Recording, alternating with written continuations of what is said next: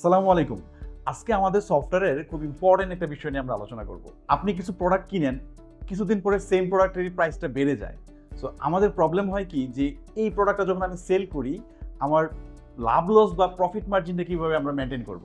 So আমাদের সফটওয়্যারে খুব সুন্দর একটা টেকনোলজি মেইনটেইন হয় এখানে, FIFO টেকনোলজি যেটাকে বলে, first in first out. Suppose আপনি একটা প্রোডাক্ট 100 টাকা করে 10 পিস ক্রয় করেছেন। সো এই প্রোডাক্টটাই একদিন পর আবার এই প্রোডাক্টের দাম বেড়ে গেল 150 টাকা। আরও 10 পিস আপনি ক্রয় করেছেন।